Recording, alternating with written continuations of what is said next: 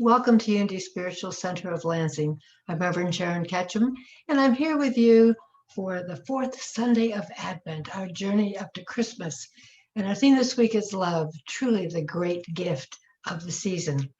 So as I was looking for Christmas songs to share the tenor of this very special Christmas, this COVID Christmas, a Christmas that is much different than any of us experienced before, I just couldn't quite bring myself to any of the over-the-top joyful songs, but I have one that I think will touch your heart as much as it touches mine.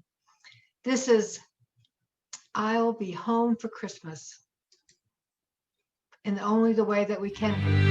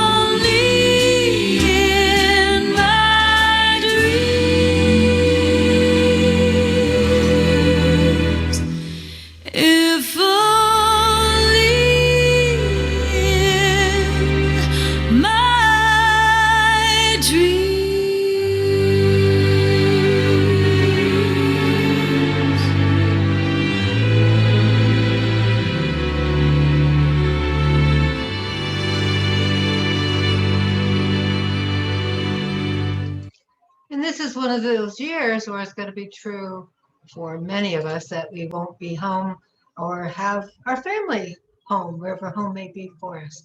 We're looking at different ways of celebrating. Doesn't make Christmas any the less, it just makes it different. So here we are, the fourth Sunday of this Christmas season. We talked about the different ideas of Advent, and the theme I called Ask and It Is Given. Seemed appropriate for Christmas. We always have as kids, we were given our Christmas list. What did we ask? What did we want? And we know that as adults, we have an adult Christmas list. And so we started out with hope. And I shared with you how it's been shown that just spending 17 seconds focusing on a new idea, focusing on that thing that your heart desires, that inner desire, not an outer want, not about time or money, but it's really about that source of being, that sense of being, that if we can hold onto that thought and then complete holding onto that thought, focusing on it for like 68 seconds, we start this tremendous wave of energy. Really, that's how we start the spirit of the season, focusing on the good and the joy of the season. And then we talked about peace, and peace really being that place where we radiate the unity of oneness. It's something about this time of year, no matter which religious faith we might be following, which holiday we're celebrating, there's a sense of knowing that it's not only us, that the whole world is celebrating the returning of the light. Not that in truth the light has ever left us, but sometimes we just need a reminder when things seem dark that the light always comes back. And then, of course, there's the joy. This is designed to be a joyful time of year. I see a lot of baking going on from Facebook posts. There's probably another shortage on flour, but there's something about that joy of thinking of others and making something for them that just warms our hearts. And the reason being is that joy, that is the vibration of God expressing through us and as us. That is that wonderful connection with God. And that brings us to today, love. Love, the season of love. Really a kind of encapsulated word for what the season is all about. And as I was thinking about it, they talk about love is the glue that holds things together. Love is like the gravity for creation. And when we can have that vibration of love, it is also the connection that impels action, impels creation, impels growth within us and expansion. So it holds us together at the same time that helps us expand and grow and to create that greater newness in our world, a new expression of love, if you will. So in A Course in Miracles, it says, today I learned the law of love, that what I give another is my gift to me. What I give another is my gift to me. It says, for to give and to receive are one in truth. We cannot give without receiving. This week we delivered most of the presents to the adoptive family. And as they said, thank you, I just really need to thank them because there was such a joy in helping to create magic for this family. It was just so much fun and seeing so many of us pulling together to do something to lift somebody else up. There's nothing like lifting somebody else up to help lift ourselves up. And the Apostle Paul, in his letter to the people in Corinth, said, faith, hope, and love. And the greatest of these is love. We know there's all kinds of expression of God in and through us and as us, but there's something about that vibration of love that is just so powerful. So I have a couple questions for you today. Where are you?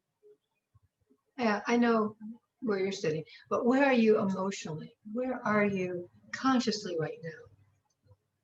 And once you determine that, where do you want to be? What is your heart's desire? Where would you like to be located in consciousness? Most of us these days have a GPS system, a global, I forget what it stands for, but anyway, that thing in our car that tells us how to get to places, and the little voice talks to us and tells us when to turn, and there's a map. And it works because in the car, there's an antenna which points to a satellite in the sky, and this identifies where we are, recommends the best route, and then guides us step by step till we get there. The interesting thing about this guidance system, I have yet to hear one that when I'm on a journey says to me, so, where have you been? What have you been doing? And why have you been there so long? I mean, obviously it was time for you to move on. Why didn't you do something different? It never passes judgment. It just helps us move to wherever it is that we want to be. It is always our choice. So we have a GPS too, but it's an emotional guidance system. It is, last week we talked about joy being an emotional guidance system. When we know we're feeling that vibration of joy, we get an inkling that we're on a path that's really supportive to us, to our growth. And our emotional guidance system, our EGS, really supports us from getting from wherever we are to where we want to be. And it works pretty simply. The key is we need to know where we are, because if we don't know where we are, we can't map to where we want to be. And and along the way, there's going to be a lot of help.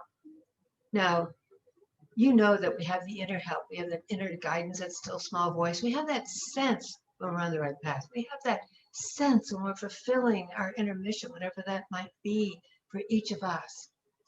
But there's, unlike the car system, there's sometimes some noise and interference. There's some rules and laws and expectations in society, especially from our nearest and dearest. And these kind of opinions and expectations of what we should be or how we should be doing things, they can have a tendency to wave us off the path because their voices sometimes can seem so much louder than that internal guidance system that we have. But the interesting thing is that with our lives, with our emotions, when we are pulled off track, when we are pulled away from a destination that's going to help us express and experience more love, we always have the option of making a U-turn and to get back on track. We always have the option, or maybe it's a right turn or a left turn, or taking that fork in our life experiences so that we can get back on the track to where we want to be without judgments, without a little voice in the back of our head saying, what took you so long? Or friends or family or just anybody with an opinion might say, you know, what the heck are you doing? You're going way too slow, you're going way too fast, or whatever that might be. No, we get to choose to be on track for our spiritual journey, just as we love it, just as it strengthens us. Well, tomorrow night, if you're watching this on Sunday, but Monday, December 21st, an amazing thing is going to happen. There is going to be a thing in the sky where two gas planets get so close together they appear as one. And it's a kind of phenomena that when it happens is very similar to what could have been written about in the scriptures when they talk about the star guiding the Magi. And you know, just as the satellite helps the GPS system guide us physically in our location as we're trying to get someplace, so too is that idea of a light guiding us. Just that very strong signal. And the problem is sometimes we think of it as very off afar, that star in the sky that is light years away. But in truth, that light is within us and it's always lining up. And I hope to go outside on Monday night and to look at the sky. And great news is it's best visible around 5:30, 6 o'clock, so you don't have to stay up really late at night. And in looking at that star, this phenomena in the sky, just imagine, I can imagine the awe and the inspiration I'm going to feel. And that's what we see in the Christmas story of the Magi going to see Jesus as a baby, to be inspired by this new life that is beginning, that they are filled with awe and inspiration. It might come from an outside light, but it doesn't work unless it touches something that is within us.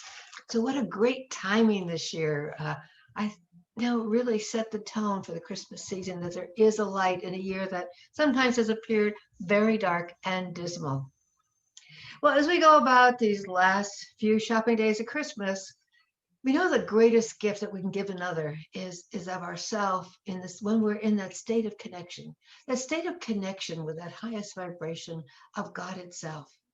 Because as we talked about earlier in this season, our vibration, our sense of being, when it is raised so that it's in alignment with Source, when it's in alignment with God itself, when we're vibrating at that rate, anything that we give our attention to benefits them. It's just like, I remember being in the hospital with my family members, and there were a lot of people praying for the situation. As I sat there, I realized that prayer was a blanket that went over everyone in the hospital. Everybody could indulge in it, could benefit from it. So it is when we are in that state of feeling the light, feeling the joy, the peace, the hope of the season. When we are in it, it lifts everybody up. It's their choice whether to match that vibration, but knowing that it's there for everyone to partake of, and it takes nothing away from anything. Love is that combination where there's a state of joy, of happiness, of deep appreciation, because we are in alignment with the truth of our being. Because as it says in Scripture, God is love. Plain and simple. All the books that have been written, all we need to understand that God is love, in which we live and move and have our being. We breathe in love. We live in love. Our body is really created by the vibration of love itself. So if you're not in love, then where are you? It's impossible to be anyplace else. We just have to have that light that shines for us, and that realization that open awareness, that growing wisdom that we are the love expressing. Even when we may not feel like it, it doesn't destroy the truth of who we are. You know, if you were to come to my house and I told you to come down Genesee Street, and I might say, but pay attention because it's a really big pothole there. I mean, it is Michigan after all, right? The state of potholes.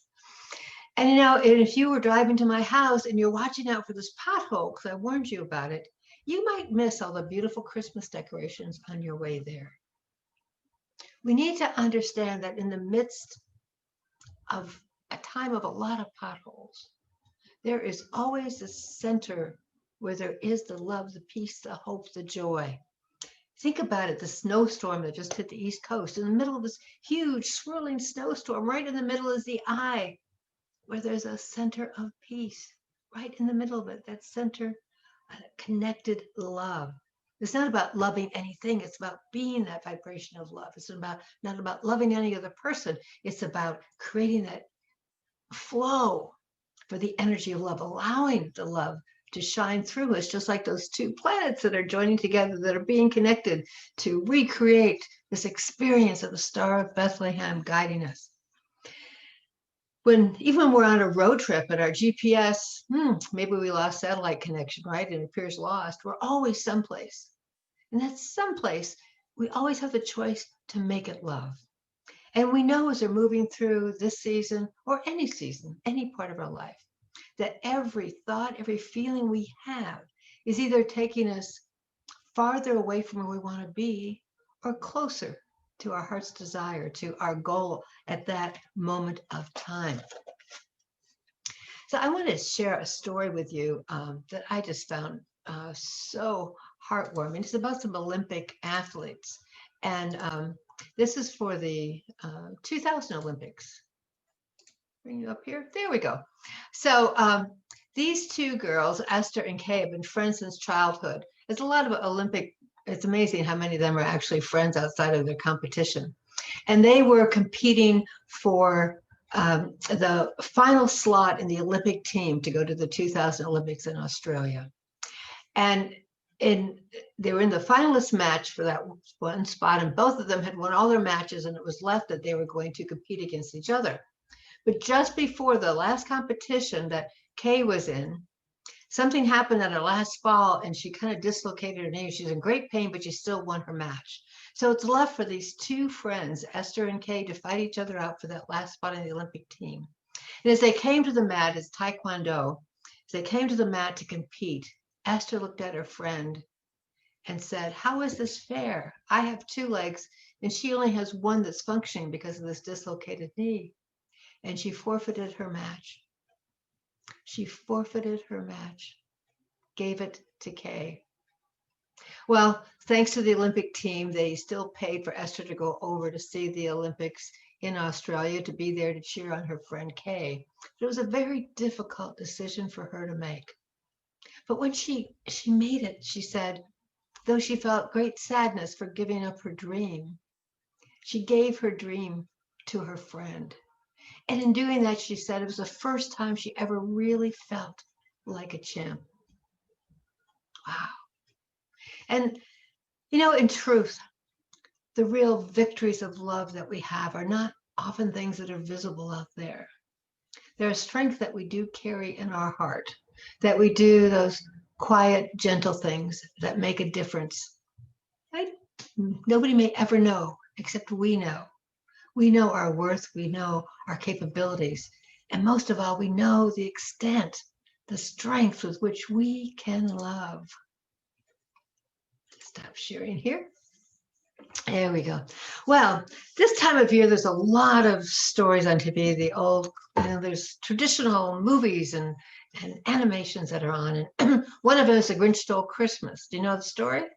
The Grinch and his little family lived on top of this mountain, and he didn't like the idea of all the Who's down in Whoville having such a good time about Christmas. So he's going to fix it so they don't have Christmas. And he goes down into Whoville, his reindeer's in disguise. His dog is in disguise as a reindeer.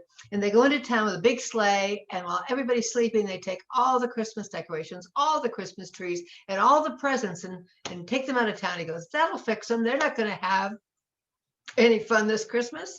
It's all gone. I've stolen their Christmas. Anyway, well, when the Who's woke up and they look around, they saw there was no decorations, no trees, and no presents. What did they do? They got in a circle and they started singing because they knew Christmas was not about the decorations or the presents or the trees. It was about the joy, the love, the peace, even the hope that they get to share together. And when the Grinch saw what was going on, he just couldn't understand it. And of course, the Who's, well, in the story, let's face it, the Grinch is kind of a villain. But they found out that the Grinch was not so much a villain as he was simply someone whose heart was too small. His heart was too small. Yeah. The Grinch just needed love. He couldn't give love. He couldn't receive love. The heart was just too small. Well, unity, of course, is going to take a metaphysical interpretation of this. Sometimes our heart gets too small when we feel unworthy, when we feel that we're not enough. And in truth, how could we be anything but enough? Because we live and move and have our being in God itself, which is love. How could we be anything less? And anytime that we feel negative, that we feel limited, what's probably happening is that we've let our grinchiness come in, that we've just let our hearts appear to become small, and we start acting in unskilled ways that where we think we can take somebody else's happiness away and that will make us feel better. Or we take somebody else's joy away and that's going to make us feel better. And we know, of course, we know that's totally an erroneous cycle of thinking, because giving and receiving are exactly the same thing as we go through this cycle. So we understand that we always have the choice to take the Grinch location or to take the Who's location, that expression of a larger heart, or that illusion that we can take somebody else's good away from them. We always get to set our emotional guidance system. And if we find we're heading in that Grinchy way, we always have the opportunity to reset it into something else. Now, of course, when we look at metaphysics, sometimes they show up as other people in our life. And sometimes when those Grinches show up that are causing us strife, apparent strife, that doesn't always feel like a gift. But if we can position ourselves into that straight emotional balance, that light from that star guidance within us to keep ourselves centered in the love, where we live and move and have our being, we will be able to unwrap the gift that is within those Grinches that show up in our life.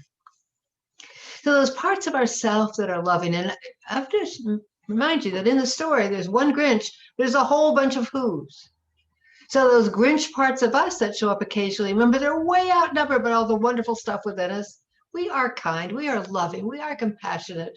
We have a sense of humor. We have some joy. We are creative, all of us, each in our own unique way. And it always outweighs the Grinch parts of us.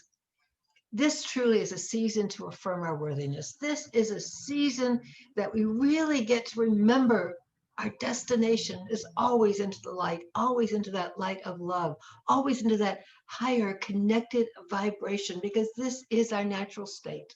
No matter what story we are telling ourselves, we each are children of God, creations of the Creator. Who else to be worthy but you and me? Of course. We know a lot of gifts that come for Christmas need batteries. I want to tell you a gift you give yourself this Christmas that doesn't need any batteries. There's a saying that says it works if you work it. It works if you work it, and no batteries at all are required for this. So it's not about giving or getting a Christmas gift. What I'm finding about in this season is about that the season itself is the gift for us to unwrap, for us to savor, and we don't have to wait till Christmas. All we need to do is remember who we are, to remember that we are worthy, because God does not create garbage. And God is what created us, just as God created Jesus, that little baby lying in a manger, unknowing what he was going to begin within our world, this greater sense of connection and oneness and love. So spiritual practice for this last few days before we get to the big Christmas day. And this may be very important to remember as you're out there trying to do last minute things, whatever it might be. It works if you work it, so work it. So you reset your EGS, your emotional guidance system, to love. And, this is especially, I don't think I have, sorry, I didn't have the right PowerPoint slide up there. So I am going to get out of this so I can go back to you with it. Yeah, there we go. Okay. Okay, let's take this again, just like we are live and just doing all those things that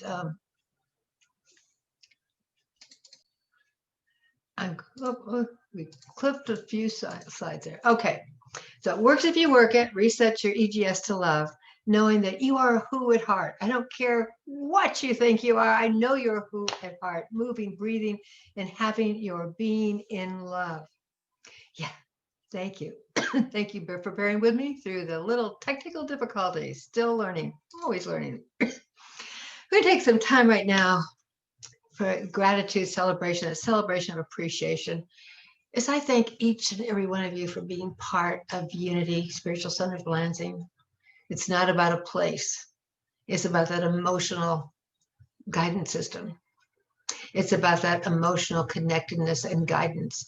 It is about that willingness to be vulnerable, to be a who in so many things that we do. And I want to thank you so much for the financial gifts through this year that have carried us through this pandemic and has us in a position to be ready to take on our new property in 2021, has us in a position to really entertain new ways of showing up in our community. And part of the joy of the gifts that you bring in here is the joy continues, the love continues as we tithe out to our congregants' choices. Right now, we are tithing to Punks with Lunch that feed the homeless, so important, especially this time of year, to Rise, who helps those that are overcoming addiction, in the Sunrise Movement, who has all kinds of programs to help educate us and teach us how to support our earth, really to turn things around and leave a gentle footprint upon this earth. And I do want to take a moment just to remind you, Congregants' Choice for 2021 is coming up. So think of a charitable organization whose work inspires you, who you see spirit in the work that they do, and nominate them. That information will be coming out on that shortly. And now let's take a moment for the gifts that have come into our life. The gift of Christmas. It's not the Christmas gift. It's a gift of Christmas. The things we get to unwrap. Maybe it's the Christmas cards that come in, or even Christmas cards we kept from years past. It might be pulling out ornaments or decorations. Each one might have a memory. It might be that unexpected phone call or Zoom call with somebody that you hadn't seen for a long time. It might be a beautiful snowfall that was not as deep as what they had on the East Coast. I'm grateful for that. Whatever it is, just allow it to fill that who heart of yours. As we bless it together, divine love through me blesses and multiplies all that I am, all that I have, all that I give, and all that I receive. I praise, give thanks, and am glad. As we close today, finding a song about celebrating Christmas that adheres to our COVID guidelines of staying safe took a little bit of doing, but here's another one. The words are on the screen here, so feel free to sing along to It's Beginning to Look a Lot Like Christmas, as it truly is. It's beginning to look a lot like Christmas everywhere you go. Take a look at the 5 and 10. It's glistening once again with candy canes and silver lanes that glow. Okay, I guess we just say the dollar store. It's beginning to look a lot like Christmas toys in every store. But the prettiest sight to see is the holly that will be on your own front door. A pair of hop-along boots and a pistol that shoots is the wish of Barney and Ben. Dolls that'll talk and will go for a walk is the hope of Janice and Jen. And Mom and Dad can hardly wait for school to start again. It's beginning to look a lot like Christmas. Everywhere you go, there's a tree in the Grand Hotel, one in the park as well. It's the sturdy kind that doesn't mind the snow. It's beginning to look a lot like Christmas. Soon the bells will start, and the thing that'll make them ring is the carol that you sing right within your heart.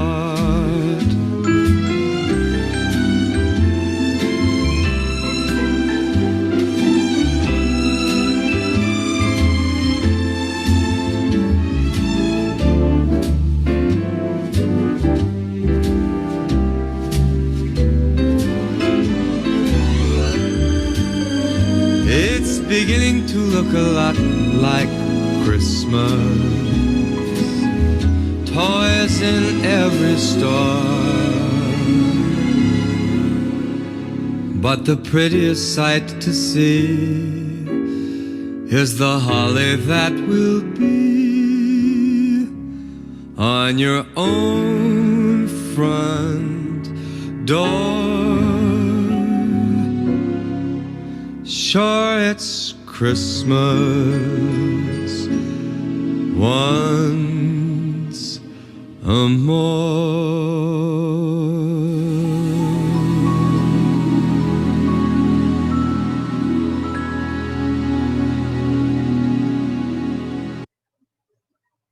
Well, I hope, if you haven't done so already, you'll join us for our other segments of today's service when it fits in with your schedule. And also a reminder that Christmas Eve, there will be a special service with Unity of Lansing and Unity in Grand Rapids on Walker Street. It's going to be recorded so you can watch it in the safety and in the fellowship of your own home with your family or with your pets or with your holy who self. God bless. See you Christmas Eve.